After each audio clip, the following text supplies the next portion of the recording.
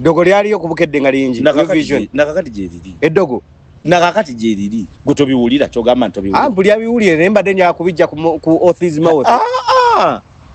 ebyo si byabwe ussa si byakwekweka ne tubeera mu church nga abasumba batubuulira era bakooti nga baga nti abantu bonna gye bakole sikubukeddewo kasiku new vision abantu bonna gye bakolera naye ate erya new vision bagamba lyasukka katola abantu badde okimanyi nono zali gwe muwulira kati naliko ne zali kwawe ekifo ekyo bakitanga ba bulu kono babikinga waliwo awo zali ngagamba ayagala kutandika kuyimba nampita bulungi olwo jukira nkugambye nakubanka sala bwe cyanga bandaba bantu bakutandika kutegeera ngamba beeramu oyampitira awo zali I think yali 2 yayagala nnyo kubeera owetutumu yakola kyonna whatever it takes oku making sure nti penetrating zali naye yava wala zali nga ayina entumbu eyo mchala mulungi naye nga entumbu eyo ennene okitegera ng'obudde obwo she's beautiful naye nga tanneeyongerako kweteekako additional value eyo akasente okwekubeko efuba naye Ivan yali tannaba mulaba by then awo twakolanga sente wena n'otuswama n'okuba bamalayo ebifaananyi n'osangayo ba minister n'osanga baali batukubiddewo n'osangayo permanent secretary emmotoka za ministry ziri zigenze kutemesa naye ate awo nga gega amawulire ogenda n'ogiswama bulungi nnyo oba yugia minister of what n'ogikuba awo Kigobero we yabeerera omuzibu ennyo wamuwulirako Godfrey Kigobero ng'abakazi bantunda kaboozi abo ng'abali buli street ye yabinyingiza Kigobero detective akola kyamaanyi nnyo omanyi naye walugave era mwaka akafubo bantu mako Robert Kabushenga yantumako okusinkana mu koligi wange Patrick Omujuuka kabulaka era ebimu ku bintu ebyasinga okutuwalanya okutulwanyisa okutukubisa okutunyiigira enkokola enge neddogo ne tulibuuka kukolakwo n'omukulu kulicognizinga because Robert Kabushenga it could not stop him to recognize omuntu ateekamu omuntu akola n'omutima gumu twakolanga n'omutima gumu innocent ezikusuulwa tekusuulwa oyo mukwano ate ekigambo ekyo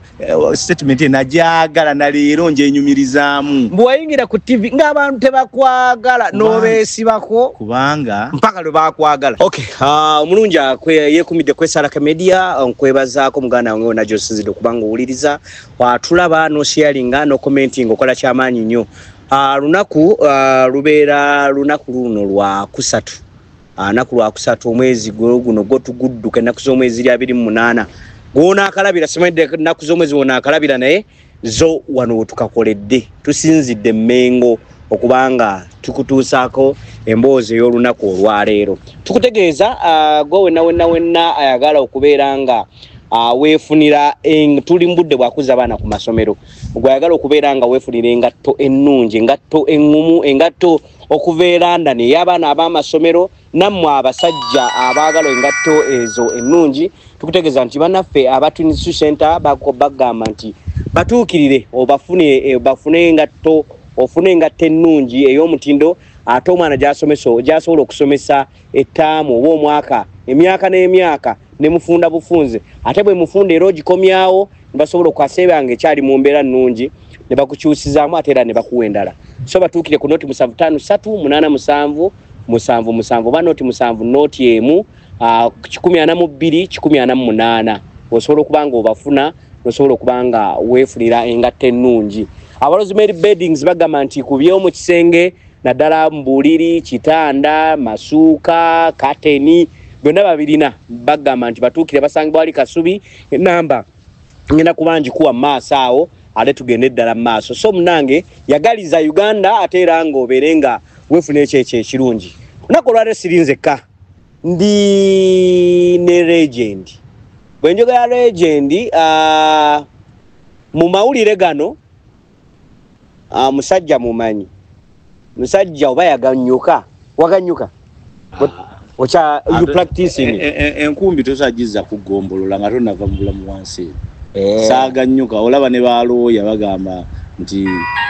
lawyer asigala akola emirimu gye wadde abeera tali active mu kooti. Kati nange saaganyuka wendi nga kola kyobola ne kino kye tukola nago mawulire ne bakuhostinga oba nohostinga oli mu mawulire kituufu ne obeera ku lumbe nago waliwo wamawulire wano owoolugambo edda baabayitanga baalugambo naye kati twakyukamu ssebo baabayitanga baalugambo bali abaasooka kati twa upgradinga omulimu gw'amawulire guyina degree ejjudde guyina PhD ejjudde guyina ebintu byegukutwalako ne bikutuusa kumpi nakubeera president. So kati osagamba nti bakyali baalugambo wabula akyasibyewo ekintu ekyo akyali musajja omu sijja kutya kumwogera yes Josephat Seguya okubeera ng'aga nti president w'olugambo okumala emyaka 2 plus lugembo lukyali kiba kibi nnyo naawe omusajja ku myaka egyo gyonna tukoze you see now tulina okubeera realistic and true. Amazima gabeera amaki amazima principle Bobi Wine nja mwagalako ekintu kimu nti tusimbudde ndowooza netwatandise tetukyakola formal journalism era weyanjula essebo abantu babuuzeeko kakati tutandikirawo twasimuludde ffe makani banegamba nti principal agamba lwaki mukootinga nti ku mulembe guno omutebi ogwa digital era abuusiza abantu bangi ate n'atuyigiriza n'obuteetiirira wadde Ssaabasajja Kabaka yagamba nga abavubuka temukola ki temwetiirira Katikkiro najja n'agamba abavubuka ab'omulembe omutebi temwetiiririra naye ate ye principle yakisukkulumyako n'akijanjabaza n'agamba mulabise ate nga bwe mwogera amazima. Kakati Seguya we ngamba nti at this level alina okuba nga avudde ku lugambo kiba kituufu at least bakutandikirewo political desk oba bakutandikirewo olugambo desk nga we bijja eno babikuŋŋaanya bwe biti bituukira tokyabifulumye n'obisunsula n'obiwa abaana ne babitwala ku TV. Just look at a scenario oli ku TV emyaka beogamba nti gwe president waba olugambo amazeke emyaka 2 gaweze kati nze New Vision we nagikolera emyaka 15 we nagikolera myaka 15 kyogamba nti Seguya akyali myaka 2 agasukkamu. Kakati tunuuliramu a scenario the uprooting coming of the STV wakyaliwo eyamugana we Kabangala Mbuga the mushrooming of Sanyuka's TV mushrooming of BTM KBS TV nyingi. Kakati these young girls who have just graduated bavudde Makerere bajja banoonya mirimo nga naawe oli ku space ya screen ya Bukedde TV ogamba president w'olugambo oba tannafunayo muntu mulala gwalaba gwasobola obikwasa gwe bagambye nti New Vision yeetengeredde nti ye alina osalawo w'olugambo bw'alina okukwasa. New Vision company eri corporate multinational and national eteekateeka office ennunga negamba Mukiibi bw'ovaawo Paulo Kaddu ng'okwata Paulo Kaddu bw'ovaawo mwami Geoffrey Kulubya mwami Geoffrey Kulubya bw'ovaawo Michael Sebowango kwa kati how come go kitadde ku Seguya nti alina okunoonya omuntu. Anyway tuveeyo tugenda tusabulako mpolampola soda w'abakyala gwendi naye Semakula Semakula Edward Richard wano tulina wano tuvuga Semakula ku KBS wano tuvuga Solomon Semakula Solomon Edward kati waliwo SMK anti SMK Edward Semakula waliwo nze Richard Semakula waliyo n'abalala eyo munda kati kalyango tuyino abooluga ate nasaagalayo mulala saagalayo mulala lwaki ngambye is a legend because amawulire yakola ku TV emyaka 15 before nga tonagenda ku Bukedde walinga okola ki oba walivaawo era Bukedde sagikola ku myaka 15 TV because Bukedde yatandika 29 sibe kiri bwe bayatandika 29 kati atenze ndi product ya New Vision okuva mu 2 9 okuva mu 9 12 olongo oli mu New Vision ngokola kati nze mu New Vision najjamu nga akyaliyo mukulu wa mutanga William Pike omuzungu ayakulira nga New Vision oba yagenda ko Pike oyo yakola ko ne nyine capital era jiri ekyali bwe era ye yagula BTFM okuva kwa Alima BTFM yatandikwa Alima Namakula ne Dembe Herbert Dembe Herbert yali mukozi Walima Namakula. Ate incident ya Dembe Abbott yali tujukira nti we yayimbira ekimbe Changema. Dembe Abbott mu video yalimu. Dembe Abbott yali mukwano Walima Namakula era yamukensa kuva ku Simba. Namuli kati yokibayo radio bazitandika zinoonya nabo present abanene ababaddewo ne bajjeno. So gwe yatandika omukulu we yatandika nabo ng'omukozi nenga yo yali yiye Alima Namakula. Kakati mu New Vision eyo ngali omwami wa William Pike yali muzungu. That was 1999-2000 when ayingirirayo. Kati nze nayingirayo nga ndi mu senior 6 vacation by then. Nengende eri mu factory wansi kyovola nti fe twatandika na basics. Ne tutandika okukuŋŋaanya amawulire. So gakuŋŋaanya ogawandika ogateekateeka okufuuka olupapula. Baateekanga muzi bayita insertions ezo oziteeka mu kati ng'ojjo gattagatta paka lufuuko oluki olupapula. Kati obudde obwo biseera byali bya analog. Olina oddukubamu ng'okuba empapula nga 10. Kati n'okola bando bw'eyo ofuna bando ey'olupapula olumu naye ng'ogasse empapula ennyingi nga bwe zifuluma ali mu mashini nga mugenda ne muzijjayo ne muteeka ne mmeeza zagamba part A, part B, part C bwotyo. Kyekuwatandikirako ogwo ge natandika baguyitanga insaata mu mawuli bakiyita insaata insert noyingizaamu. Kati gwe natandikirako nga ndi mwana muto wa senior 6 vacation. Walingayo mukulu wa miranga Godwin Lwankwenge yali production yali assistant production manager. Gwe nasaba omulimo ebibuzo twabikola ndowooza mu October November nze December nali nyingidde New Vision 2019. Tonoonya ku mulimu 1999 nga tuyingira ku mulimu sinoonyanga ku mulimu nayingira nembagamba nsobola amanyi gange nembuuka. Olwani akulagirira ozaalibwawo olwo gy'ova muzeyi wange yali musajja wa magye yakolanga bombo era baali bamumanyi nnyo. May so rest in peace. Muzeyi Saalongo George Ndugwa yali akola bombo naye nga tuyina ennyumba Kololo. So fe tuguliddeko mu bagagga era abantu kyovula nti embeera zaffe ziri mu kenjawulo. Twabiranga Kololo awo ku Kololo laba waliwo Salimu Salewe yalina ekizimbe. Abantu abasinga Kololo bamanyi ennyumba y'omugenzi Milton Oboti. Ya nange manyiyo we yali nange manyiyo. Kati nyumba eyo muzeyi wange president yajimuwa taking over nga abasirikale bonna abasulanga mu nyumba eyo nga muzeyi wange yabakulira. Era ekizimbe ekyo kyonna Kololo Pimpara Avenue nga yakikulira. Kati obudde obwo nali jembeere Kololo. Kati we Kololo enavanga n'entambula awe kati ndowooza olaba nti ku Impala Avenue okkirira n'ogenda nga ku kisaawe ekya airstrip then omwana ogenda ali ku Jinja Road Police Station bakalanga nyingi New Vision. Kati we nava nenfuna omulimu ogwo. Naye ng'obuzaale bwange buli Masaka Kiwangala ng'agenda erwe kati bagita Lwengo district kyali Masaka naye yonna Greater Masaka. Tuvaako wali ekyabakuza n'oyita Ebukoto ew'omugenzi oli owa DP yafa omwami oyo wa DP nja mujjukira gye balwanira abanuupu gye balwanira ku lumbe ekubireye emigere bajje bayoola abantu ku lumbe olwo omusajja wa DP oyo nange mwerabidde. N'oyitawo n'ogenda paka Kiswera isomero eryali erisamba omupiira ery'Ekiswera eryakabi n'ogenda Kiwangala n'ogenda paka Kyamukama Makondo awo bangalamiza. Kati obeera mu New Vision ng'oli insaata omalawo mubanga ki era oba wabeerawo paka insaata mpaka TV wetandika? Nze nali so ambitious and nali very hard working. Eyo mu insertion eyo mu mpapula nakolayo ndowooza omwaka gumu mu mpapula 2 mu malako 12 gumu. Nze bwebeera mu company always mbeera ntunula bakuyita kubotola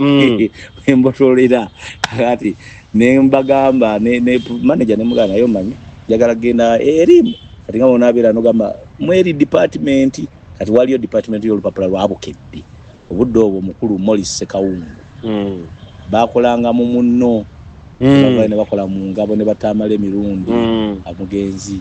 kati yeyo team nga yakulira bukedde olupapula mu biseera bya William Pike. Nembagamba njagala gena omwami oli bamuyita Morris Sekawungu nga yakola omulimu nga ya editor in chief yakulira olupapula lwalukere 2000 kati 2 nenjikola 2 gumu nengenda ne mugana naye omanyi mukama wange nti eyo eri nvuddeyo mbadde njagala kujja wano neewogomewokko mu department ye y'olupapula nga nkutabulira kacaayi kusimulira emmeeza kuleetera amawulire ku ntebe yo nongoosa office ndeete omanyi kati baalinga ba printing empapula ezabukedde balina basakanga amawulire ne bagateeka mu kompyuta ne bamane bagateeka ku lupapula kompyuta nga zaze 2002 2 yaliwo kati we printinga page gye bayita page ng'olina gijjayo ogitwalire boss agiproofread okategedde bagitaka proofreading agiseemu kandi mugamba mukama wange olupapula lulimba de saagala nga we balu printing eri oyimuko olukole ki olunone nze kangukole awo we creatingira omulimo kibayita office messenger kati olwokuba nali within nze idea nenjirekawo nenzirayo eri nemmala nenkola nemukyekingako olweggulu nga mukama wange kankuweereza olupapula kino kyentegeeza nga zonna ba printing olina printing page 1 oli page 2 oli page 7 oli page 8 ekitegeeza olupapula lwa page 24 zonna zifulumeemu ne muga kati page 24 mukama wabo naagenda ogenda kati ng'ayina etteeka nti aba editor banyini kuba editing nga balina oddule ne mbagana naye ni bali oluusi omuntu omwa editing page 4 kakati aleeta ate naddayo agende kuti atayagireete ate n'osazaamu spelling errors ate naddayo kati mukama wange nze ogwo ngusobola agenda okulaba nga kyenteesezza ng'agamba bali a production yo mu mutu eno kasa tuli mu company ki kasambuke eno nga nfuuka office messenger yali akola eza week nga nzira ku za mwezi eri bakusasulanga wiiki bakusasulanga buli lunaku nusu kasanvu twatandika na 15 week zemekezi Friday bili kitundu Sundays makolanga ne Sunday Monday to Sunday kalamba wafunanga emitwalo gye 3 buli wiki era nze naso nze mu baana abakola mu department ya insanyo nze nasoko okugula account number mu bank bagitanga nayo bank mu 12 kati sawa zinondoza ne gye bayita Absa before yali nayo bank nefuka Barclays bank kati Absa bank nenzigula account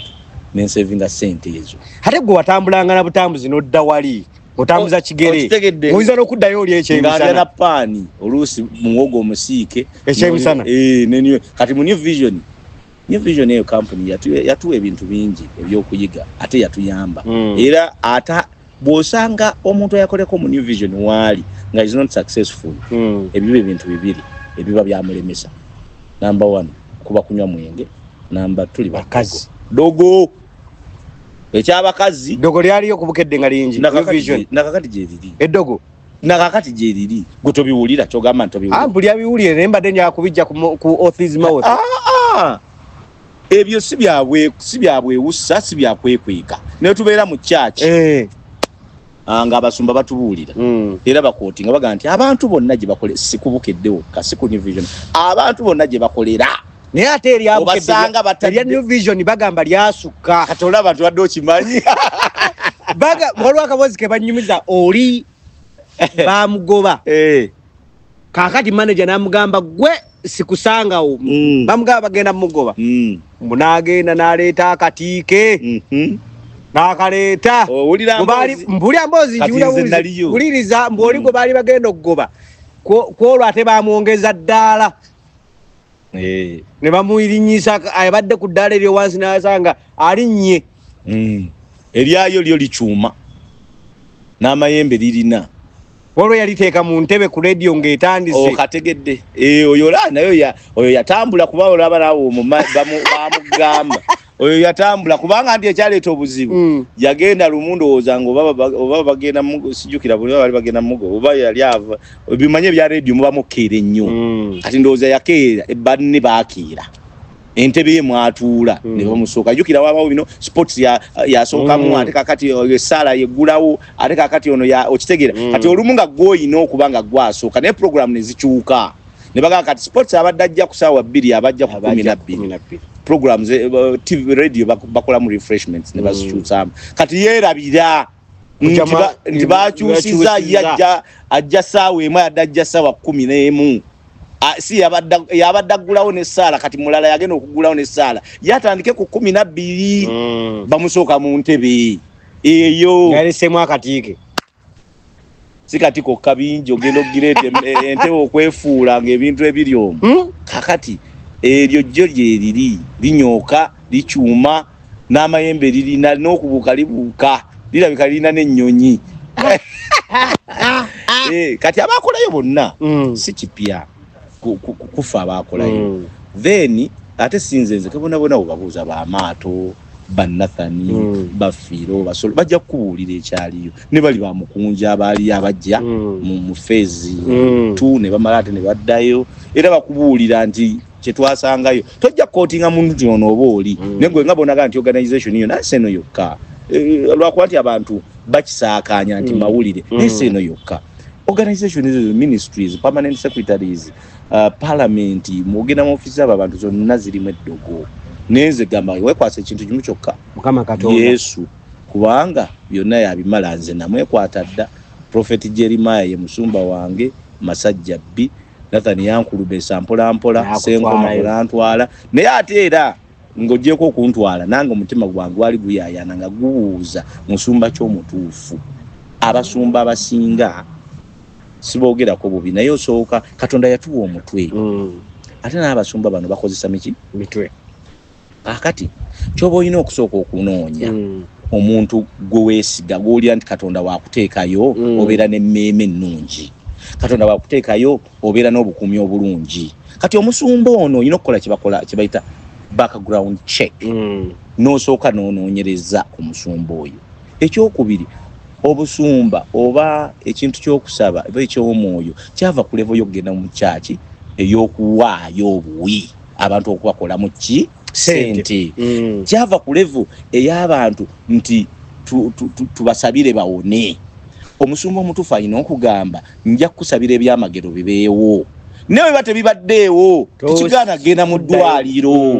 okitegeera ate era omusumba ono owange nza akugamba jangu n'ebbaluwa zo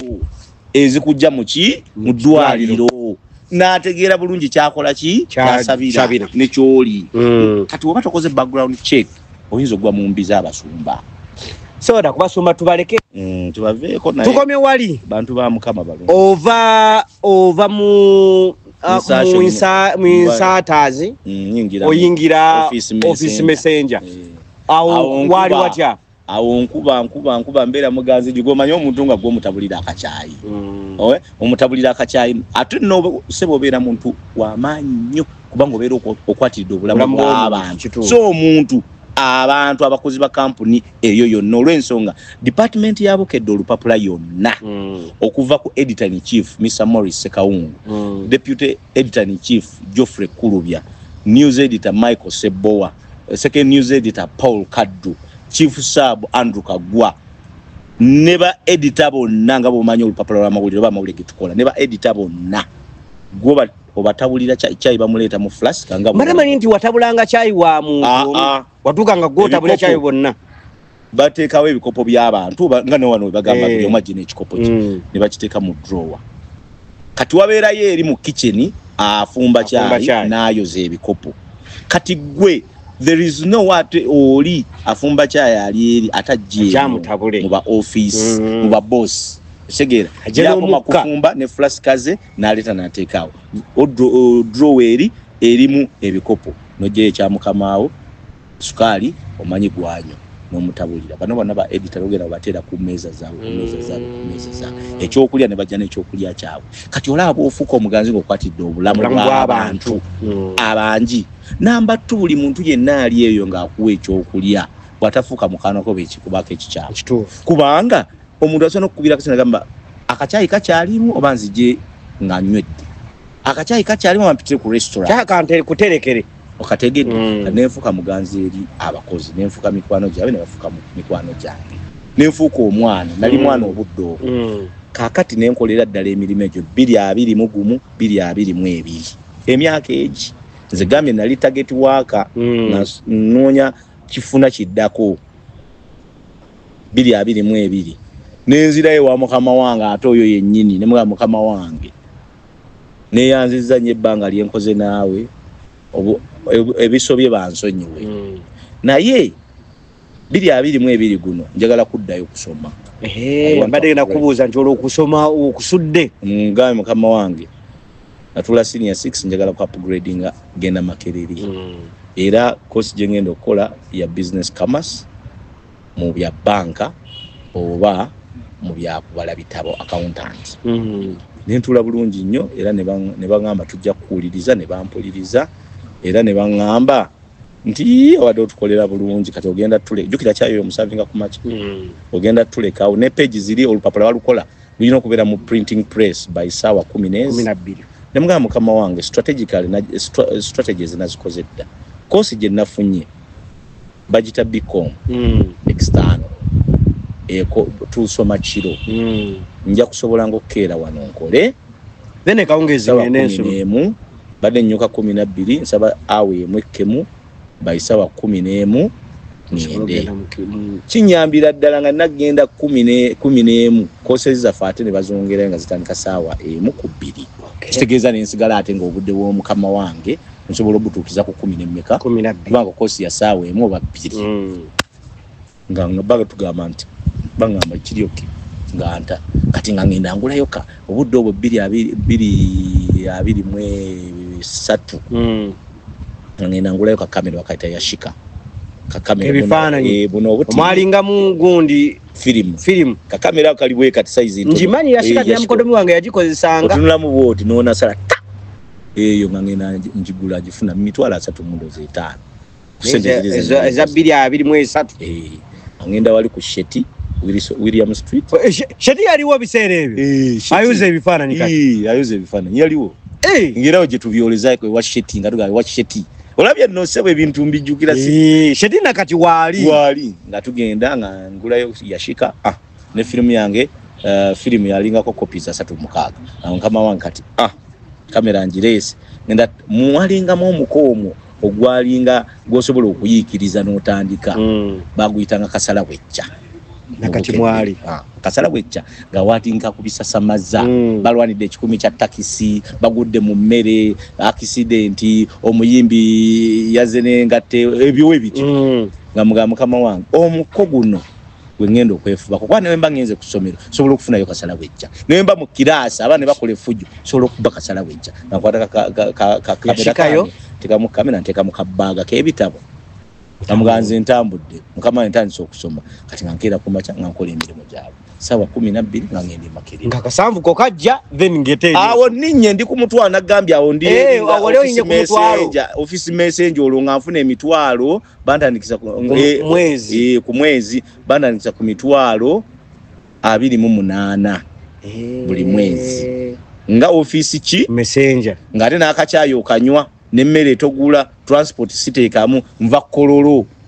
kati 28 nga kwenzija transport ogenda wa twale Makerere awo nga tulinyawo boda kwanza nalinyina ali kujinja road ne tuyita omwe Kololo ne tugweka amocha ne tukutula ne tugwe mulago ne tukutula nga tuli wandegeya nengenda Kasumalo gate ne nyingire Makerere nga abantu ayire nkumi mmeka amagenda na amadda gwe mutwalo kiteka kule nga 28 ez'omwaka ogwo ate nga wemmanyiseko bukyali maybe saa 10 nga olwo ninya taxi lwalinga 10 okuva ku Jinja Road okuva mu town nga nawo tulinnyawo ebbiri okutwala Makerere mmeka ngowe 5 ku bodolo savings ke mmeka ondaba kati awo nkolera emitwalo gyange 28 ngate ze nakola eri kugambye nagulawo account mu Nairo Bank nenzitereka obudde obwo muzeeyi wange gyali naye nga takyafuna sente akaddiye ne mugamba muzeeyi tofaayo I promise you in life I must get graduated with my own degree with my own money enda kwesomesa era ne muga kati esawa zino ebbanga lyenkoze mu New Vision emyaka omwaka ogwasooka guno gwa 2 nvudde nga ne mwaka ndiyo nga mwaka gwa 3 ngenda kwesomesa nenkwata course nenjitwala BCom external specializing in accounts nasasula emitwalo 7 per semester nenga siziwulira namu mu 2023 2024 osomye nsoma bwe nkola emyaka jange ejo nengraduate nga 2007 2008 academic year era chakola ku New Vision ngo office messenger ngero chali era messenger benkobufananyi bya kasala bicha naye ngero bagamba Bible egamba beera mugezigezi ng'obwana bw'omusota yashika nga ngikozesa nfuna experience y'okwandika amawulire 2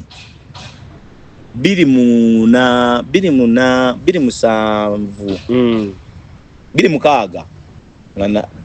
nasomako emakero omwaka gumu mwaka ogwokubiri nengula kamera ennene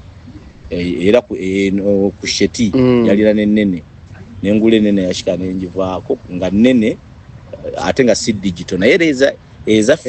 filimu waliwo ennene nga zina flash ndowooza yali tannajja nnyo digital yali tannajja nnyo nga zina flash ennene ogiteekako wano ojambaza waggulu netunula flash y'okuyisaatinga nga ngula kamera ennene nga nyingirira ebivulu olwo maze getting established tegedde ba Chameleon tegedde ba Bobby Wine tegedde ba Bebe Cool nabo bantegedde omuko guli ogwa kasala bwe kyolo kuba gwawandika ku bayimbi era we navanga ku ssomero nga malira mu bivulu na mu mabaala kati amabaala agaaliwo obudde obwo gaali g'amaanyi waaliwo ebbaala ye Bwayise ng'etegeka miss Bwayise eri ng'agenda ku Kinnabweru Kyezi Kyezi erinakulabye bagiyita eri yagwa n'ennaku zino waafiira n'ono yali Master Blaster otegedde balangira bide musajja oyo yali musirikale nannyini yo bamitanga afande Ivan yafa Bwayise banjira bide yajjukira nga waliwo life bar zalinangamu n'ebimansulo life bar sena akulabye nakulabye waliwo Kyezi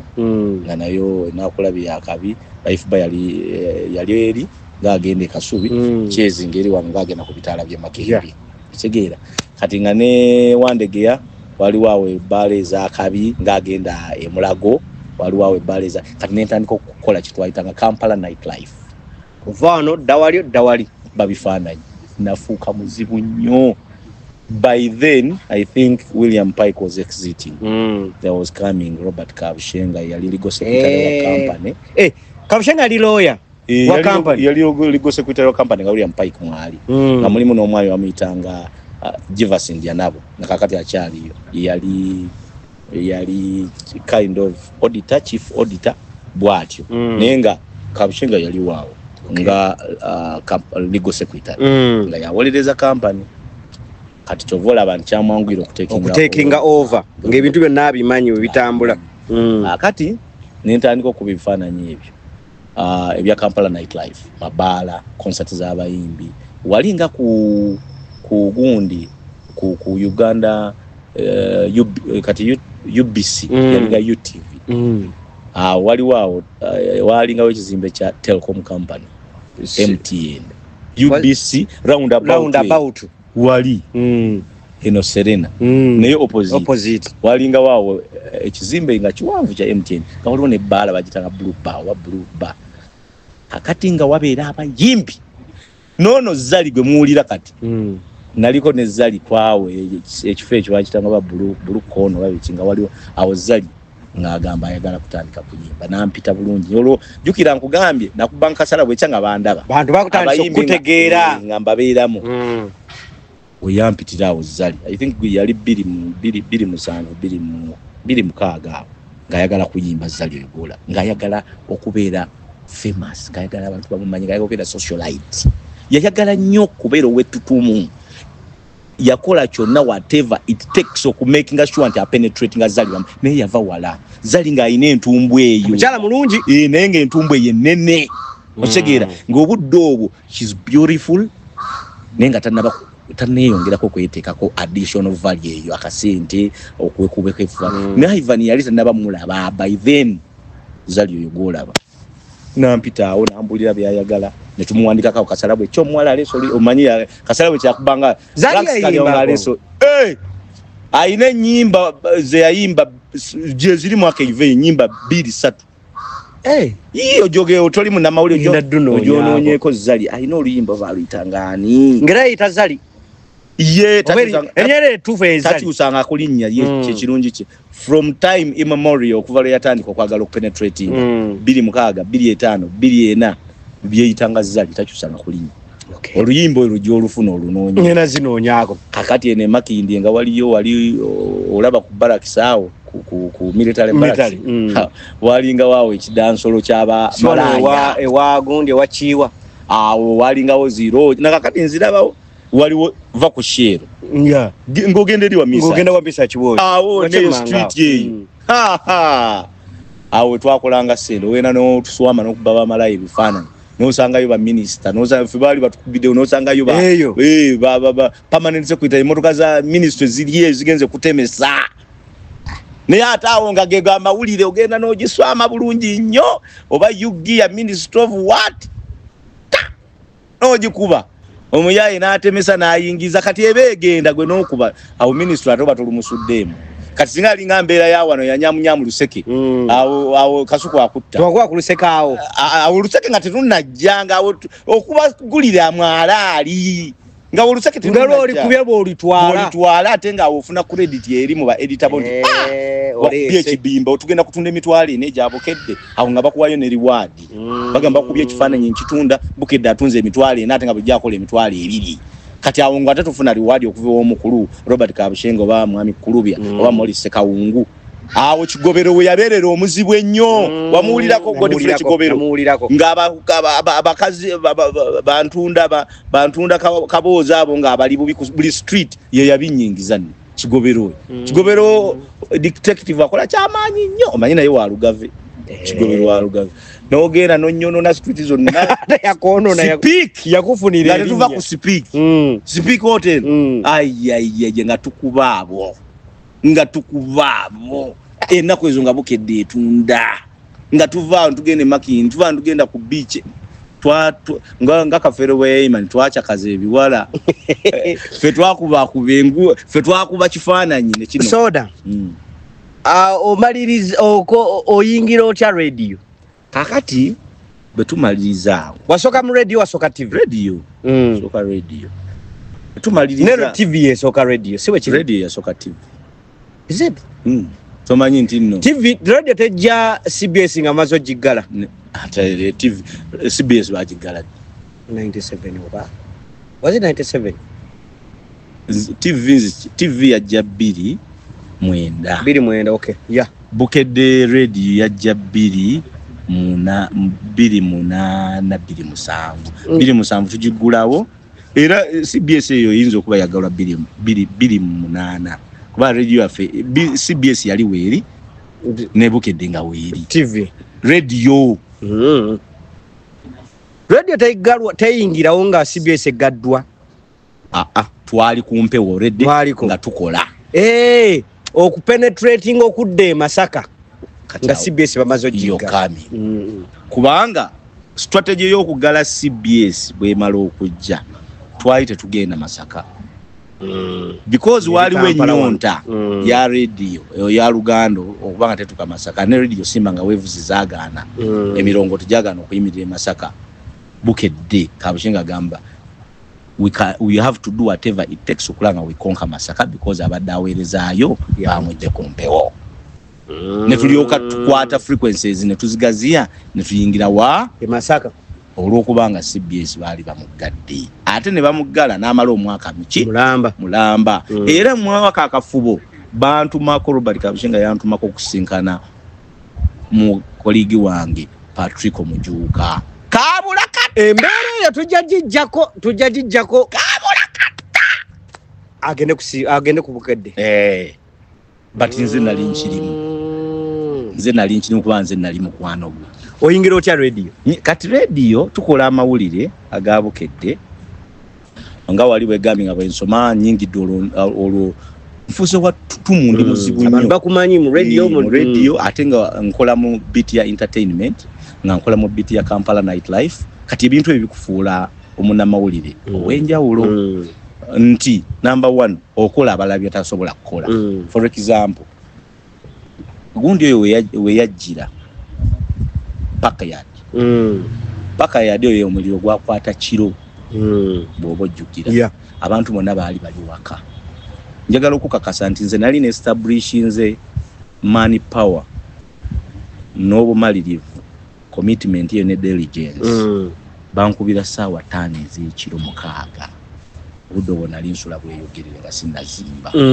ne baŋŋamba mukama wange Geoffrey Kulubya naŋŋamba paaka yaadi eyidde naye gwe omu gwe tutamanya atati abikola ki biduduma. Can you please go? Nze nga wange tebansaba ekiro nga baŋŋamba bugambi lumba kubanga nkugambye twakola nkuba malaya ekiro amalaya babeerayo saa 2-3 babeerangayo saa 8-9-10 nalumba paaka yaadi abanamawulire bonna nga tebannajja nze nakuba ekifaananyi ekyali kirago ebintu nga bitandika okubengeya nga biggwa abala bagenda okujja nga nze wendi olongo otambula otya boda zaaliwo sebo pichi zaaliwo ngera nze siriiko byakulinda company nze nga bonkubira essimu olwokuba nali nategeera ssente encalculatingamu okuva bweyogerere okutuuka mu kibuga boda ya Meka tebagenda kuntwalirawo sinya 15 by then okutuuka mu kibuga 15 ekifaananyi kyengenda okuba kya ssente Meka mu lupapula lwa Bukedde nti munda kya mutwalo ku page 1 kyebiri kitegeeza nze akola business mba nayiseewo nkozesezza ekifaananyi kimu oba bibiri to and flow naye ate era mbambalako na 15 ensonga bwe mala okuleeta business y'ebifaananyi office balina okumpa ki refund wa transport segenda netaddemu 5 nengenda nenkuba ebifaananyi ebyo nemmalo bikuba nengenda ewa sheti nembyoza nenvaawo nengenda ku office kati bino bibagamba mbunno office ku facilitating ne kuwa sente z'okozesa ebifaananyi nze nga Eva mbeera nezange wano zigenda okwoza njanguye omulimu ate bamala ogwanguya kitegeeza nti gwe ranks yadalinda eza office woba nakuweereza office nze nga ebifaananyi byange bituuse ku office processing eyanguwa gwe gy'onaaba oleetera ebibyo ngenze byange bituuse ku page kitegeeza nti okunzijja ku page 1 ewali ekifaananyi ky'ebintu ebiri olina okuleeta ekifaananyi eky'amaanyi number 1 nagenze kiro nnyo tewabaddeyo number 2 nyangu yenengenda nenjozesa ebifaananyi ku sheti number 3 ntuuse ku office nga bukyali ng'emirimu tebannabagiteeka ku lupapula number 4 kasita kirinnyako okukijjako okujjawo ng'oleese ekyakabi ekisinga ekyaka oleese ekyamaanyi gundi afudde okitegedde nga munene kati kitegeeza nti ku page 1 wembeerako n'ebifaananyi bibiri zesente Meka egyo munda mu mawulire betubuulira amawulire balina kye bayita pictorial bebifaananyi center spray nga bingi ku page eno gyeri neno gyebiri kati munda nga ninamu ebifaananyi byange 7 kuba nakubye quality nabasooseeyo omutwalo gye mitwalo 7 neena kimitwalo 11 waliyo kyankwata natuukako olunaku olu mu lupapula lufulumye katugambe Bukedde w'olwokubiri gyalimu ebyo olupapula luno namu emitwalo 10 n'emeka 11 kati mu mwezi mulamba newe mankola omutwa buli naku 11 8 5 3 2 1 natuukako ku office awo nenkolako milioni 2 mu mwezi gumu kabushenga nampa reward mu bifaananyi ebyolupapula n'okuwandika story bwe awo kakati radio wejja nakola ku radio Simba nga nkwatagana nga era mpandiika mawulire nze bwe nayingira mawulire nasooka ku establishinga mikwano egy'abagagga then aba nakola story radio Simba yalina ekintu kye bayitanga ekigunda ky'omwaka kitegeeza kigwa mu entertainment nkulaga how nti bwe nagenda okusoma business commerce ekintu kyonna ky'osomye kyovula bandabya nnyo bano abaana abaleero bakyalwanagana nnyo n'obulamu ekintu kyonna ky'osomye kisobola applying in any ethics of work kakube kulima kisobola okuteeka mu business commerce kakube tax sobola okuteeka mu business commerce nze kye nakola nasooka noonya radio n'abanga esobola okukwatagana n'olupapula nti ebyolupapula byetaaga radio n'ebya radio byetaaga olupapula okategedde nenkifuna mu bwongo obudde obwo nalina muganda wange abe muki teyampa mukisa ku ekyo kye nalowooza kitwala ku CBS naye ate CBS teyalina lupapula teyalina si bwe kiri kitegeeza nti Bukedde yali yeetaaga CBS ne CBS yeetaaga Bukedde okategedde naye teyampa mukisa nga buli lwengendayo idea tajembracinga alibayinga nga buli lwengendayo alida tajembra but don't forget is my brother tata wa muri reality jajja wange azaala kitange Yokaana Semakula ow'ekyamukama Makondo balina Oluganda ne jjajja wa taata wa Abe Mukiibi. Ekyayawula layini kya zaali ddiini. Tetwasigala tugobera mu Bukatuliki. Ab'emafubira oyo taata wa Abe Mukiibi gyali ejjinja bo ne bakwata obusiraamu. Era Oluganda lwaffe lwegattira Katende e Masaka ye wali obuvo bwa obusiraamu bw'aba Abe. Kati ate obwaffe ne bubeera ekyamukama Amakondo ye wabeera obw'Abakatuliki. Kakati oba yali takumanyi yali akumanyi yali amanyi bulungi nnyo era muganda wange Abe tiwali buzibu. You can fail to embrace the idea ne wakubadde muganda because tekitegeeza obeera CEO nze nganze what other people may interpret is not what I interpret because wabeera CEO ekitongole does not necessarily mean nti abaddako bonna abakulu balina kuba baganda bawadde basoma by'amawulire nti olwokuba Kabushenga alinayo baganda be bonna bajje babeere mu mawulire nga balina ebifo ebisava. No, asobola ogenda nakola mu Lairies, asobola ogenda nakola mu ministry, asobola ogenda nakola mu audit firm endala. Kati nze nakibayinga bwe nakitunulira bwe nti okusinziira maybe ku musingi gwa CBS n'okusinziira ennono ya CBS kiyinza okuba ekyo nga tekiyingiramu wadde nga baali bakyetaaga. Kati netwala positive ange eyo. Ekyokubiri nekinyiizaamu naye neŋŋamba at the end of the day buli omu alina okukwata layini ye because bino ebintu by'aba celebrity, ebintu bya radio, ebintu bya media, ebintu bya TV, ebintu bya okuyimba kyova olaba omuyimbi waliwo abayimbi bali Kafeero talina yasigalawo lubalanti basudde talina agamba nti yono lwaki tebazaala baana bazaala. Kati lwekigo otunulira Abe Mukiibi nti nze bwenkola ku CBS oba ngamba nti kiganye nkitwala bubi. No, I took it easy. Naye ne ngamba nti olwokuba ndi mukujjukujju ate ne mugezigezi let me try this idea with another radio station. Ogenda kusimba nenkwatagana ne bayina ekigunda ky'omwaka nga kikulirwa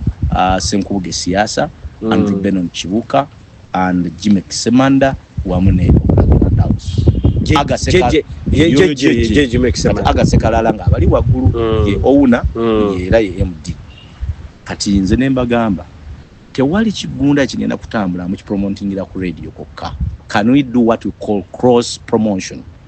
Muleete n'ebirango ne bali ne baleeta ebirango. Ekigunda ky'omwaka ne tukiwa space mu full page oba half page, then nemba kubiranga ne stories abayimbi ne boogera ne mubaleeta Eagles Production ne jana yogera tugenda berayo mu kigunda tukubazi story okategedde. Kati kusimba ne bakibayinga the same idea ne nkwata team endala ku radio Simba ne bampa obuganzi Agasekalala nampa okuyinga ndaba a very dynamic and creative young boy. Nanzikiriza okujjanga munda ne kadi ne bampa nembera olwo nfunye emirimu emeka ebiri nkole eri yesinzira ne kusimba kusimba sikola ku mpewo wabula banzikiriza okuyingira mu studio olwo walingawo program bayitanga engule ya radio Simba na kati weeri ngekola kiro batandika bagaba akakadde kamu n'omusajja asoko gitwala yali wenkokonjero ezo bamuyita Musa. Engule ya radio Simba yakulibwanga Abu Semwogerere omujjukira yasomanga mawulire nawulirako nga kuliko Jeje Semana nga kuliko Peterson Sendi nga kuliko Mpalanyi Omusesi nga kuliko Senga Nakibule. Senga Nakibule yabeeranga ku masirawe kasoba bambi akyali yenanga amalibu mukazi nga mulungi mukazi mukulu yali mukulu by then I think yalinga myaka 5 kati alabika yaweriza ddala ensanvu beki yali timu eyo nembagamba mu court tulina kibayita verbatim nti nga court bwebadde kibuuzo kino lawyer bwakibuuza n'okiwandiika suspect oba omusibe yakizeemu n'okiwandiika kibayita verbatim. Kati nenkwata verbatim eyo nenjiteka mu radio mu ngule ya radio kati nga ngenda ne ka recorder obujukira bu recorder butanga mu tape nengasimba mu studio ne babuuza ebibuuzo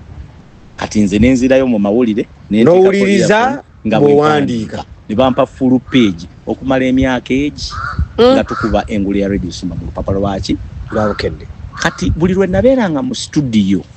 natunuuliranga ebintu ebyo babikola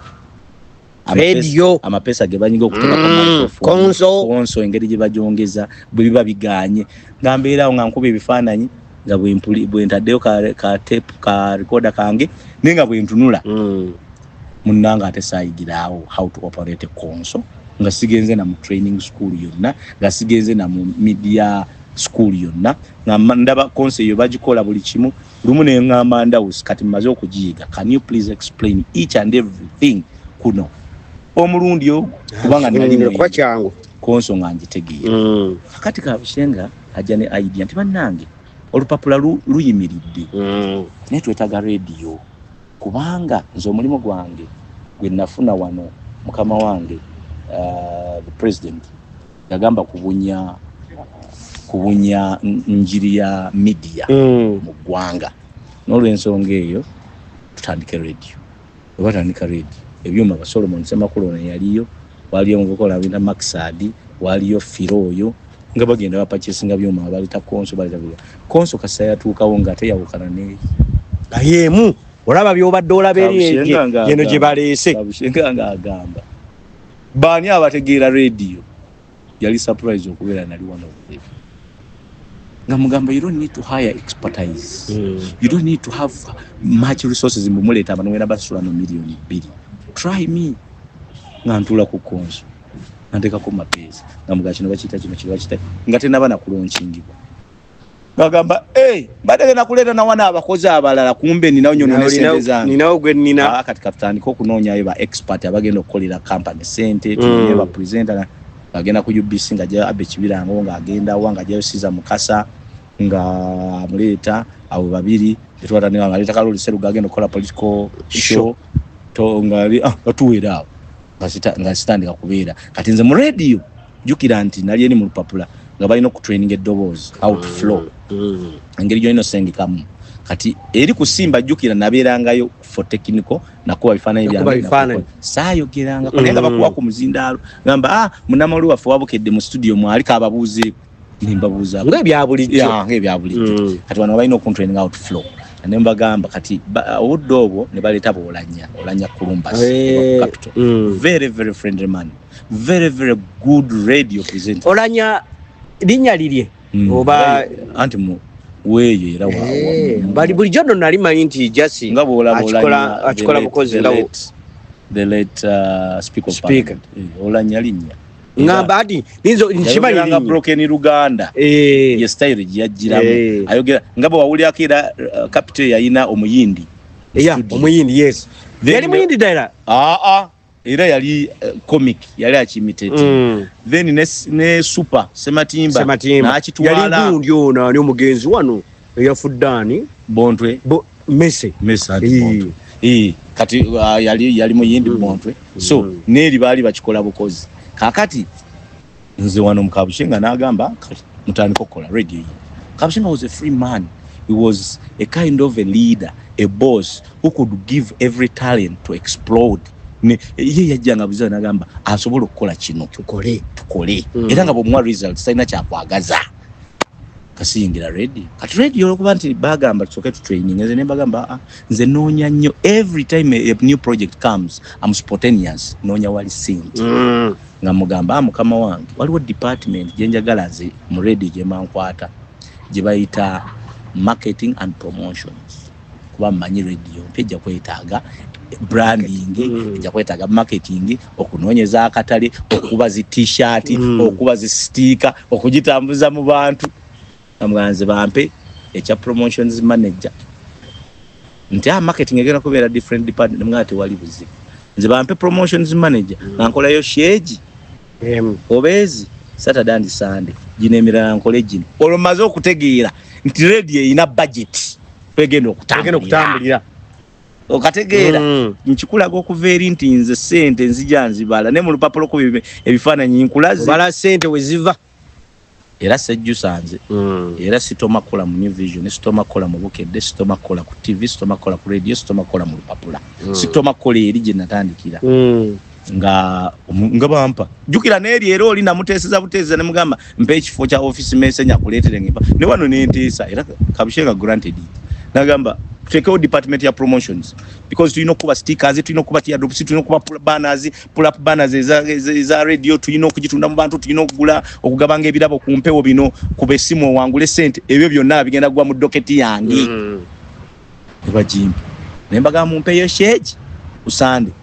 ngabona alaba kadongo kamu nkola kusande nenfuna shemu ngeyogera ku the journey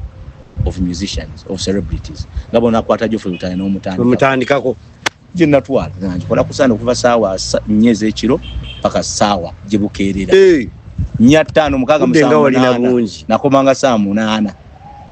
mwenda nga mande gina 5 ata ongane motoka za company wezili zitutwala utufuse banene kati ngandika kola mu radio that is 2 emyaka 2 nakola ku radio nze promotions manager kola ne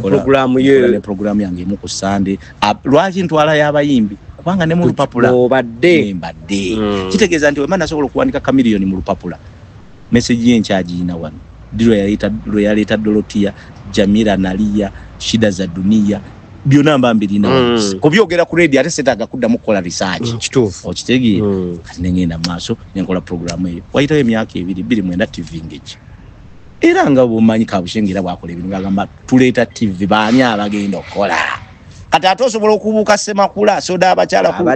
ku radio nga atobuka Semakula abadde promotions manager wa radio agitambuza mu bayimbi ajirese mu mbutu yembutikize nambole embutu yembutikize tujajikwata ko nine embozi yembutikize je nawulira obantu eye nambole yasinga okube yaseko okuleta sasa 12 yaleta train okuje mwateka mu train eyo kati eyo yonna bongo bali wafe I was part of the team kakati TV ezengo gana soda abacha already nali mazo kola foundation jukira ovudde mu lupapula company kati hawotuka kwa hiyo level mwabasoma nga wali mu initiation stages za company nge etandika nojja mu initiation stages za radio nge etandika nojja mu initiation stages za TV nge etandika kitegezo obufuuse tafali dene mu company era abalabya abakulu bagamba webuuzibwako natandika okubeera nga mu buto bwange mu butono bwange nebuuzibwako kuba je navayo na mu company yemu nga nzija nkula buli we nakola nalekangawo record era nalekangawo omukulu ovaawo nga bagamba bambi atagenze ate tuba tukyamwetaaga nava mu insertion nga nze nsinga okukuba empapula nyingi nenzija mu bukedde olupapula nga nze nsinga okuwa abakozi chai nga bampita buyisi nga nze nsinga okubatwalira pages dakika budakika naduse dam president twala nenkomawo nga oyine page nyanti mpeno chuchu page nyanzi kati abakozi nga bonna nengenda mu lupapula nenkuba ebifane nkola ko million 2 ne bampari wadi y'omwaka wano bagaba employee of the year ne bangabira employee of the year of bukedde olupapula si new vision baba alondanga yo wa company yono nayo wa department era ebimu ku bintu ebyasinga okutuwalanya okutulwanyisa okutukubisa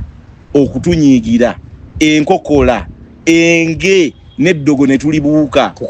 kukola kwo n'omukulu kuli recognizinga because Robert Kabushenga it could not stop him to recognize omuntu ateekamu omuntu akola n'omutima gumu twakolanga n'omutima gumu era Kabushenga wajja ku end of year party mubakozi 10 oba 12 ngagamba tubagamba okukola temuleta mu department ya matekola sent look at these boys kutunga abana nga basoma kula soda abachaloliwa come creating enemy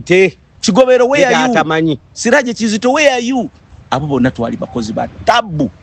bano baseguye bagenzo okujanga ate twakola kakati omusajja natukuliyetingire empiga mu bakozi kati empiga y'olupapula toyinza je nkanyanganya na Radiant TV because Radiant TV bifanagana na mubayimbi kakati eje wave empalana bajita bati kula biswa eyo TV radio eno bade promotions manager akasente gwokabawa bemugenda okukola gwobasasula bemugenda mu kigo Gumbya ekalangala Buddu mu masaza ga Ssaabasajja Kabaka gwobasayiningisa emmotoka gwozipangisa tenti gwozipangisa obutebe gwobupangisa amazzi ge bananya gwobupangisa woteri mu banasula gwe emmere gye banalya gwe nga wakolanga nnyo kakati ne bakama bange nga ye programs manager under that obuddo bwabera under my docket kubanga I'm the promotions manager kitegeeza wowoze ku mukolo bagenda kuteera wali emmeeza eyo akulira radio n'entebe tugitekeko ekimuli bulungi nnyo gobere mu bitiibwa byo okitegeera naye ate nze manyi budget programs manager olina okukozesa n'okulya era nze nina okuwaako report nti programs manager yalidde bwati era yalidde yenkana bwati yasuze na bwati era yasuze bwati era n'amafuta twamuwadde bwegati era n'ogasayininga ne receipt n'ogireeta okuva ku mafuta because nina okukola accountability okujiwa accounts and audit oluyimba lwo kakati ani aleeta concept yalwo betuyingira awo tuyingidde TV promotions ziwedde nzikoze kakati TV wejja era babuza TV era tusonga mbere kabishinga gamba give a chance era soka alonda internal team mwalimu omukyala Hajjati Adija Kenya oyo ye amasanyalaze ga Kyagulanyi galina kati ge gali amasanyalaze ga Adija na Kenya kukedde TV etandika era tolaba ntino twafuga baganzi ku TV era kyaveno nze Adija Nabukenya nene mu papula lwa Bukenya but yali immediate boss wange ye yatwalanga leisure desk mu mawulire leisure desk kitegeeza amawulire g'abayimbi nago okusakanya ag'okujubisa kasala bwecca gwe naleetanga wamuteeka wa Adija Nabukenya abayimbi aluna mu biro alese kifoto kekifansalira Adija Nabukenya misa kisema kula agambye akubye baby wange siggo nsimira tompala mpafala Miss Adija Nabukenya kati olaba nti already twali yali mukama wange era omukulu kabishinga byagamba nti baani Adija Nabukenya abamuwadde obukulu abalina kusookana Semakula soda abakyala bana ali nkola naye nabyo nene biyita wansi obimanyi underground wako oyo Katende akuyise jangu okube theater la Bonita ogiraga abantu nga byonna bifaananyi tubikuba tubitwala wani Adija Nabukenya akasimu okuva kanso Katende katukira wani Adija Nabukenya kati tubuulire ntyalo nali misinzo genda ku luyimba lwo Adija Nabukenya nga tutuula nga ngamba gendo yeyo concept yonna gyolowooza because ntambulidde mu bayimbi era nga mugamba nti abantu abo batuyamaanyi we are brilliant and wise naye nga bayiyoyiya oleta idea nawe ne baleta ne mutuula mu company yonna nga bakkiriza omukozi okubanga asobola okuyiya ekula kati nga tulina zizo bayita planning committees planning committees ezo mu radio abaana bana abamusimayo bazirabina kwabairawo planning committee ne creative team kati nga tutulamu planning committees ne creative team ne tula Adija ne mugamba naleta idea kama naye ne watu ne barwamiti bona twali nabo agamba naye Strati bangamba okujja kubuka eddoko yali mukubi wa masimu ku WBS ewa stroke kitufu okay so nagamba naye can we think about an idea nga bobo oli emmere you get entertained nagamba tubeera ku mikolo ebiseera ebisinga abantu bagenda okulya emmere babagamba mugende babasavinge nenga ne DJ bwatuwa ku mmere y'amatu. Can you think about something in that area? Lwaki mulowooza kiri bwe kiti okitegeera netugenda tukibuilding sikiza nti music loan omukwasaganya n'okulya era naddamu n'agamba why do you think buli agenda okunywa oba buli agenda mu bbaala tagenda mu etali mu music lwaki agenda eri mu luyimba oba eri mu music kitegeeza nti music atambula n'okulya n'okunywa olaba tu building idea ebyo byonna ffe tubirowooza n'atugamba since idea yo mugiresi kakati tumale twebuuze ddi abantu lwe babeera awo nga baagala okubaako kye bawuliriza naye nga tekiri serious nga kimwe gwoba oli emmere waalyagadde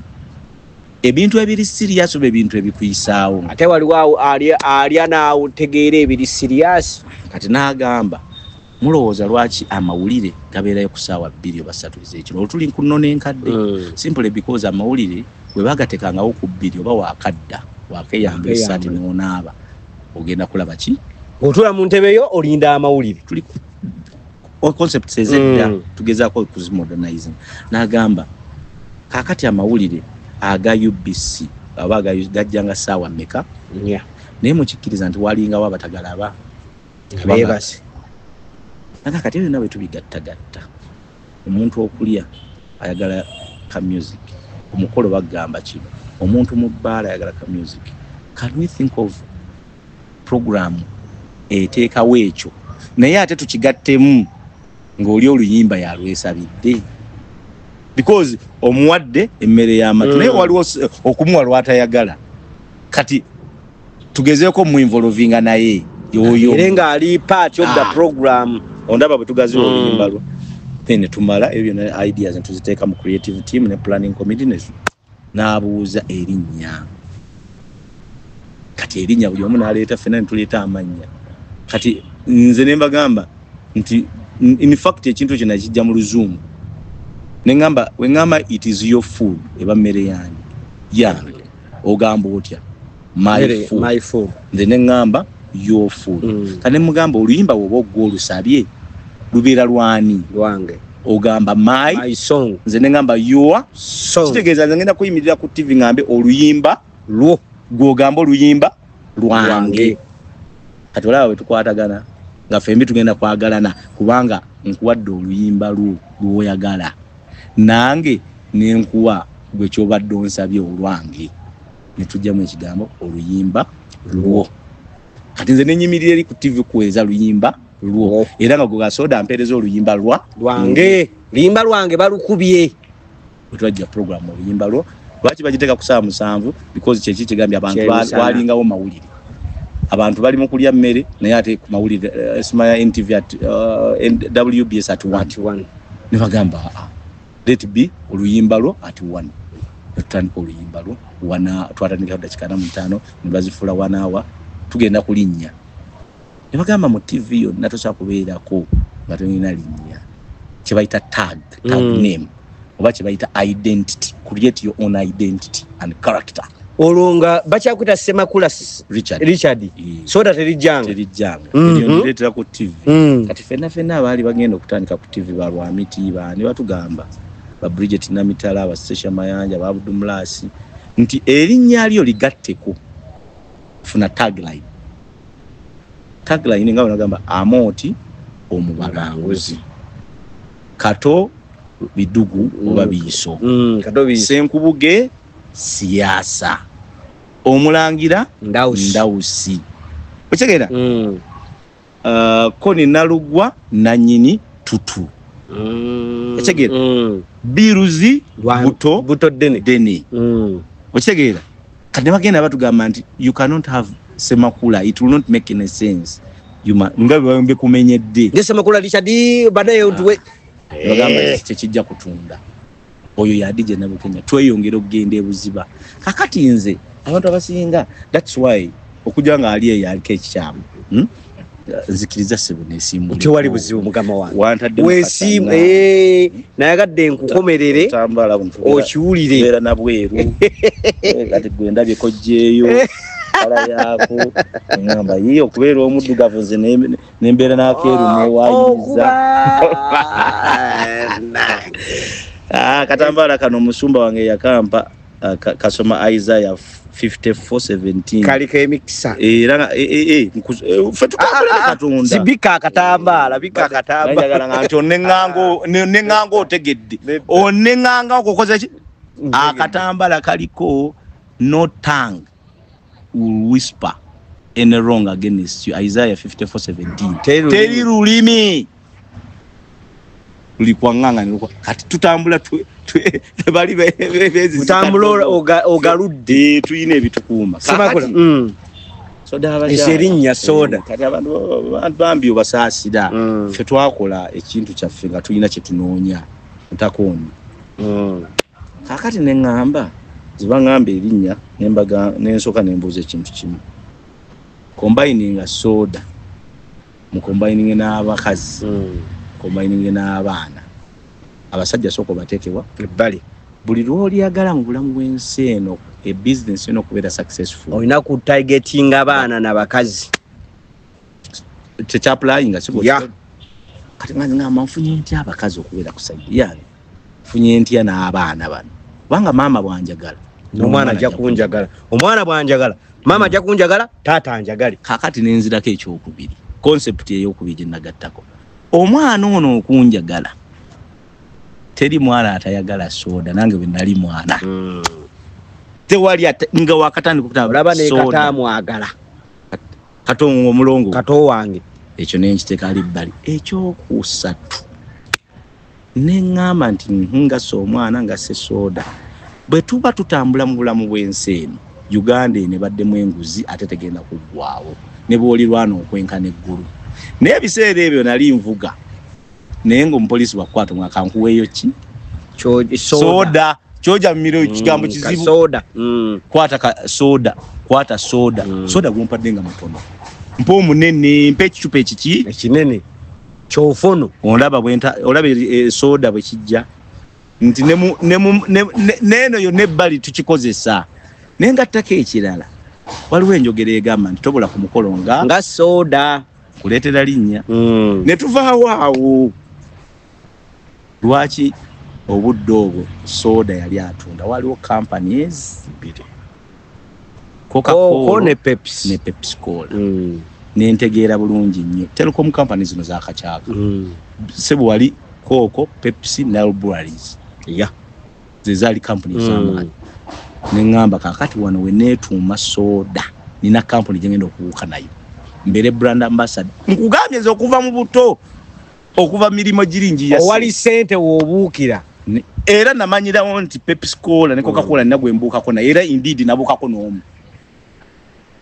nga ndaba companies Rihamu yali tenajja Rihamu Cola nga amala batugamba assignment y'okunoonya erinnya ebyo namazo bigatta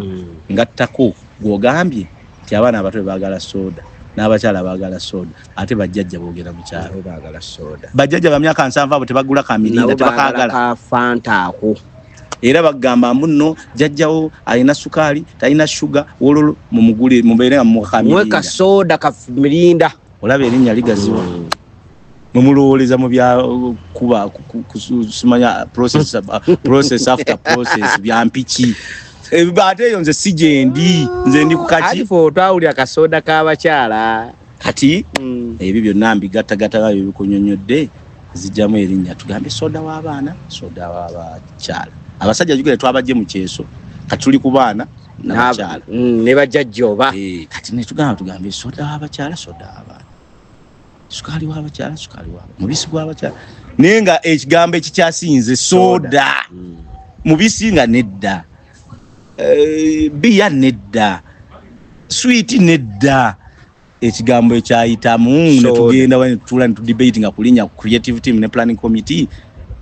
kasoda w'abakyala ne kayitawo naye nga nkagasse bwentyo kakati ne mmala erinnya erimala okiyitawo abaana ne batandika abavuma ne bavuma abayagala ne balyagala abayomene kati ffe baali batraininga TV batugana ne radio don't bother ekintu kiremezeeko ojja kuwulira nga kiwoomedda n'abantu tebakyagala kwe kuva enjogera omukulu gye yavaayo n'ayogera nti soda abakyala oyo yayingira ku TV ng'abantu tebamwagala si mukulu innocent ezikusuulwa tegusuulwa oyo mukwano ate ekigambo ekyo statement najagala na leero njenyumirizaamu bwe wayingira ku TV ng'abantu tebakwagala n'obeesibako kubanga mpaka lwe bakwagala yagamba bwati nti soda yagamba nalina mukwano gwange ku TV bamuyitanga soda w'abakyala Semakula nali nyingira mu New Vision abo bonna nga wenkuwulidde olugendo lwabe bonna bansanga Nathan Senkomago yansangayo Solomon Semakula yansangayo Innocent Busula yansangayo Lorian Rugulwa yansangayo Robin Sanyu Mweruka yansangayo Hannington Muluta abo bonna ku TV Muluta ne Mulangi bonna baaliyo waliyo Hannington Muluta we wa mawulire Hannington Mulangi gwe tulina ye wano KBS bonna bansangayo omuntu gwe nasangayo ya Dija Nabo Kenya bafiro bonna bansanga and I welcomed those people with clean hands kubanga nze buli kasonda ka company nali kamanyi mwali bamanyi ng'ense batya kusinga eri okutandikira eri kati bambi bajjanga ebimu tebabimanyi nenze batugambye ngobe ku sente wano tugenda kugula bino mwamba jangu accounts yiri audit yiri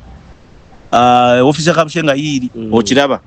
so singa nali saba welcoming with good heart with clean hands Innocent Tegusula yali njogedeko nenyinga Solomon nsema kola wano mukama wange yali badde nga tetukwatagana nothing but okolagana n'abantu obulungi kakati Tegusula ngagamba mukwalo naye soda abacha yajja ku TV nga abantu tebamwagala n'abesibako nga munene bagamba kirabe kizinazina ebizina kirabe kikuba kuba ebikalu olunga tonnamanya na kwe designinga bulungi tonnafuna ba designer okuteka mu okyayambala naye ate mu nsobi mwetuyigira era buli lwogana okuyigira mu nsobi togenda kuba mukozi mulungi ebyo bibayogeranga munnange sigamango mbu byatuyitanga ku mutwe twateekanga wokutu nogera mu comments noziwulira nogenda olaba ono kyagambye oyambadde bubi ngamba ninoterezaamu kyezinyazinya nogamba amazina ninogatereza either nzinire ddala amabi bagamanyire nti mabi oba nzina amalungi kyagoge nninawo oba nyongere training Tegusula gamba naye abeesibako naye nze kye namuyigirako yagamba kye namuyigirako nayiga nti abantu olina obbaleerako beesibeeko paka kuwulira bubi bajja kumala bakwagale kyeyayogera kyekituufu kalyango nakola emyezi 6 nga woogenda kukolako emyezi 6 ngamba egitandika oluyimba nalukolako emyaka 3 naye nga comments ezitandika mu myezi 6 nga bw'ozigendamu oba wa mutima munafu oddayo mu lubuto gye bakuzaala ogamba kanve ku kintu kino kyerese netutunulira comments naye nga buli kiboogerako gwe kyotereza buli kiboogerako kyotereza after emyezi 6 naddayo mu comments ng'abo bennyini abaali banvuma ate bo bennyini abampaana ng'amanya nti Ranks Kalyango ng'oweereza message nga 10 omusajja waffe oyo gwetuviirako kakati omanyize nina omuntu gwe nze neewulirizanga nze nga nakatandika radio era nga mpuliriza nnyo feedback y'abantu naye nga nsaba recording buli wenvudde ku mpewo nebazimpa kati nga neewulira era neewuliranga nnyo nga neesala ensobi nengamba wano nayogedde bubi eno toning gye nakozesezza nfu ate singa nakoze bwene kati nga neewabula kati nga ebintu by'abantu bye baŋŋamba ande gundi oyayogerawo nga nze nkimanyi okyegera kuba neewulidde okwo kwe kuyiga era kwe kutereeza kakati after emyezi 6 comments era ajati Adija Nabukenya yazira banagamba ffe tukubya amawulire emyaka 15 emabega bino bye boogera biweemu omwaka ogwo bajja kwate bakyabyogera emugamba kama boogenda ngamba gweyimirira ku TV kola kyenkuganze mbeera wali yenga abeera wali TV yatulanga no office TV wali nge muri maaso baba editor bonna that's the principle TV budget monitor inokubeera wali ngalaba akwebayogedde atereze mwana ati omukwogera jangu mukuyingira woti hagwe basamayo ku set don't be like an electric pole kuyimira wamu no yale babikowa zina gotamanyi gomanyi gazini tula wansi kola byo yagwe wobera ku TV bera nga mulalu kola byo yagala byo wulira because abantu 10 kujja kubaako mukaga abasanyusa abana ne buli lwona agenda ngo okola bali abana abatasanyuse kujja gena bavaayo mu basigale basatu waveeyo mu basigale babiri at least ja omwenda olibo ogututta omu n'alemerayo ajja kuba wamputtu tofaayo munange Tegusula kyeyayogera kyekyo nga tulemera ku bantu nga nnemera ku bantu nga nnemera zibanzibulamu ku by'ensimbi soda wabakyala gyebiri ekayunga zibanzibulamu ku t-shirt z'abantu ndi mabega omwana yateeka soda wabakyala nze nina abaana bemmanyi nga uno dali kubukedde kati kusaawe waliwo ne benda baba abali ku mitimbagano ja social media waliwo adamuza oteekayo bitebe nebyobuwemu nembagambe yusa account yange kakati oba erinnya teryakwata oba baali tebanjagala lwaki baatuuka kitegeeza basooka kunvuma nendaba ensobi nentereeza nenfunamu omuki omulamwa yesoda abakyala gwotudde emyaka 3 gyewamala ku luyimbalu gyali gitya irunzi mbufunzi nasalwako emyezi 6 egy'okunvuma omwaka gwagenda okugwamu tuli butoola nga n'enkoko bazireeta ku New Vision amatooke ago simanyi muwendo bafanizi kirabu nakakati ngebye waliwo omukyala abakyala Katwe market batunda byennyanja bampa omwaka mulamba kugenda noje byennyanja nogende wakano somu emidaala ngena kaleerwe bampa enkoko nga buli lwempita oba ngamba enkoko waliwo omusajja amitanga classic mitex butcher yampa ennyama kale tali kaleero akyali buli kaleere ekirezi obozi nona oba tuzidelivalinga nagende eyo nge wagundi wa specials akaziwe ngagendo begga yaze eyo kasa eyo kazanga royo musajja alina olusuku nangamba nkwadde amatooka aga buli weekend gomanyi tuga delivaling watugano oboga none era amatooka ago agawa pichi negaleta aga ngasigamala nawe nengabirako n'ekyalo nga nzimba we mmeringe nfune enkoko nfune emmere nga tufunafuna na mutima obulowooza ntuyinza okulunda enkoko ewaki nga ngabangabe nakuzirya sebo yaba muntu mutene waliwo amaanyi kaakati emyaka egyo 3 nfuniramu ebintu bibiri ebiri great ebirala bireke ebyenkoko ebyamazi companies na targeting Pepsi Cola ne Coca-Cola nkulayirira omwaka ogwokubiri 2010 walina coach companies zombi zajja ngazigana twagala oyo because twagala yeyite soda wa Pepsi abakuja kukyaba kyala oba soda wa Coco wa Coco okafuna era kyekyo kyennyine ekyali mu master plan yange mwafuna coach mwafuna kati Coca-Cola to begin with ne bagigambe sasule miliyoni 6 sponsorship y'oluyimba lwo negamba nyingi negambe ofaringa miliyoni 4 per month sponsorship ne batwala proposal mu Pepsi ne bagigamba yo 8 neganja kuba wankaga budget yawe nefunika omwezi gumu bino byenjogera ba Solomon Semakola baliwo obudde obwo Firo yali producer wange Firo Pepsi Cola netwala program y'oluyimba lwo Kata of Semakola soda w'abakyala miliyoni 6 okumala omwaka mulamba. That is miliyoni 6 times 12. Onfuna great achievement yani yo erinnya lyani lyo era okuvoolo ne baagala okunfula brand ambassador nga birimu bakazoola bali akazoola omujjukiro omunene umanyi nakati tali mu Star Times akazoola yakola production company navayo najja nakola kwa Kiss FM navayo najja nakola kwa Urban TV na akoze wangi kazoolo ye yali mu Pepsi nga ye brand manager kati TV yafe yali ya local content kati ate kazoola yava ku WBS yali mu Urban ali mu Luzungu kati nabagamba nti brand ento so ajiwono abere brand ambassador wabula tumubere abere brand ambassador wa Pepsi kubukedde okasi wonna kati nze nentandika okuyitanga soda w'abakyala anywa Pepsi soda w'abakyala agaba Pepsi soda w'abakyala akunywesa Pepsi onfuna emiliyoni 6 abaziwa TV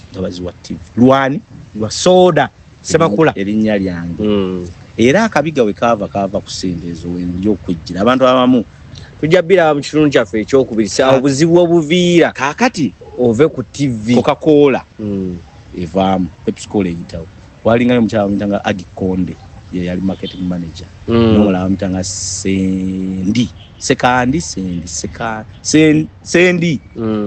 nga ya assistant ne banjagala nnyo koko mu Pepsi abatu wa sponsorship kati nga bamanyo gamba nti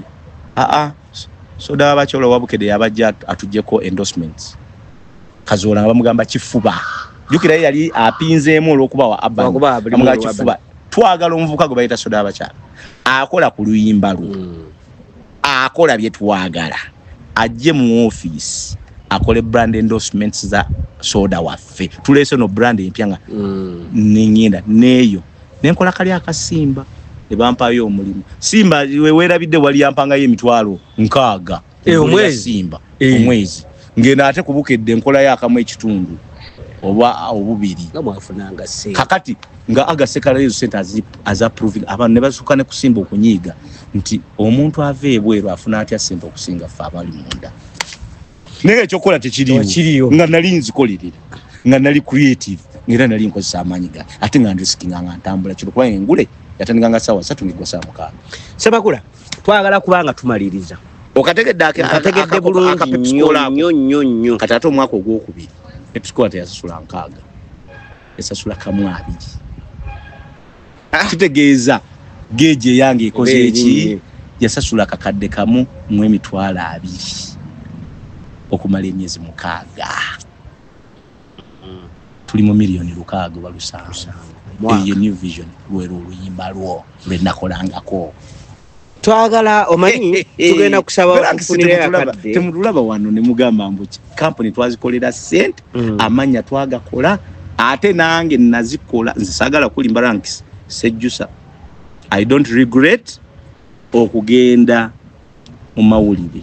I don't regret okukolera Robert Kabushenga I don't regret okukolera Vision Group and I don't regret to be soda wabacha soda tugenda kubanga otufunira akadde tuongere kumboza because twagala kweyambisa 2,900 awo groups ezisinga wezajjira Eagles Production simanya BUD zajjaawo mbiseera ebyo twagala kuba kati gwe waliwo naliwo era tujja kubanga otunyumiza ku ntandikwa ya groups ezimu n'amannya gano Semakula Misach Geoffrey Rutaya Ronald Mayinja okubeera nga gajja bebakabejja 2,000 awe gajjira abo ne gundi bamubuusa amaaso ku timu eyaliko Fred Sekamatte Fred Maiso yaliwo n'amala ate n'agenda ebweru ng'alwadde kati ate Sekamatte yasigalawo n'atambula nabo only that Sekamatte musically yali takwata olutaiza ga simulu obo yali tafulumya nyimba kumu nga bali ekiroto kye kyali more in management okutambuza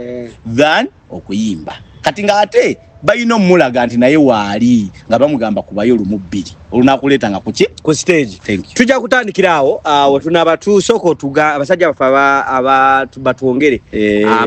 Academic Boost Uganda Seguku abo nno Academic Boost Uganda Seguku bali mu byanjigiriza ebyanjigiriza bino tebali wano wokka balinyeeko ne ku baati oba oyagala okusomerako e China ngera oyagala scholarship oyagala sponsorship bano aba Academic Boost Uganda Seguku bakikolera bulungi nnyo n'otambula ngeno osomesa omwana wo naye wennyini woyongerako okuyiga ng'omuntu omukulu kati ne China kyenjagala okubbirako gwa omulabi waffe togendayo kusoma kukka abantu basoma bwe bakola abantu basoma bwe batika emmotoka bazirete Uganda abantu basoma batuka electronics ebyamasanye babirete Uganda somanga bw'okola kubanga nange soda nkugambye nasoma ngate bwe nkola n'omulembe guno omutebi gwayagala okubeera nga okola bukozi nga tosomye kikulidde ba investor aba China abali wante bamanyi luzungu naye bakozesa abamanyi oluzungu kati gwe lwaki togenda ate n'obeera China n'osoma oluchina n'osoma oluzungu n'ojja n'ofugaza business z'abana Uganda therefore Academic Boost Uganda Seguku banoonyeeko bo bagaba full sponsorship ne half bursaries scholarships zonna bazirina bafune ku www.academicboostuganda.org oba OG eyo ojja kuba bafuna mbakudira mu www.academicboostuganda.org boba tosobodde bafuna bwotyo nga gwegala genda China ku sponsorship ku scholarship bakubire ku 070 7 0 emu asatu 070 emu 7 0 emu 30 mbasi muzako kigera tomuzako kigera Academic Boost kale tusibulira abalabi baffe olunaku lwalero ate tunaba tunkweyongera sina kya bagamba nnyo emboozi banyumiti bino ebintu tubyogera oyigemu naye omwana oyo yatandika moto twamulabanga noddamu n'ogamba omuvubuka oyo olugendo lwe terubadde lumpi noddamu n'oga muvubuka oyo nga wadda ninga akyanyirira noddamu n'oga muvubuka oyo twali tulowooza ebya soda w'abakyala bya waisampiki naye nga ye ataabuuse generation nga akyaliwo nga akyasaza nga kalyankankubuuli abantu bafudde tulina mu mawulire wano ne mba celebrity sirimu akutta abaana abantu abafudde sirimu nno may so rest in peace musajja waffe bamitanga Jimmy ali mu video ya Station Mayanja Jimmy by the Jimmy nga atandise era program eyo bucha kali by the twagala tunyumizaeko ku nsonga za program zino simanyi lwaki abantu abasinga basooka ogivaamu abadde nniru Bigidiru yali yamanyi kuchanga agivamu kweni BS yagwa ne bagireeta mu senga nantume negaana kati ate sigwe tombuzize yange oluyimba lo bayi tugenda okudata nikirawo ngundi yafedda abantu babazinya amatera paka lero nashoka naterera mukawo yakwata mu ne kiwera nakati terudda ngangulu kakusali simanyi na lulimu golu livu yotaya golu kola seize ndikola ne butufu ananga lulimu simumanyi program nyingi omuntu atuwaye tuwaye buchanga ava simanyi obana yadda walusimbi buchanga ava avumbula sekeba ati yo yavirawo dda kale bati tubadde nako lwalero sabada eridako walingawo nendala bagitanga kona ku spark newe yavaawo yatagala yayita baleta mu Ibulake mukasa na uga kawo nagezaako naye byenyanya biganye musajja wange mulimu musajja wange ne bagichuse kyaliwo eri mugundi Shafiki heavyweight Kaima naye ojiwulira mwali ojiwulira kati ate waliwo nendala kusibula abantu soda mbadde tujabadira mu kitundu ekyokubiri embozi yaffe yana bawulire n'omusajja w'empere mutumire naye mutumiddeko ayina n'akayimba akapya Uganda ayina akayimba akapya mukyala si yayimba obutiiti naye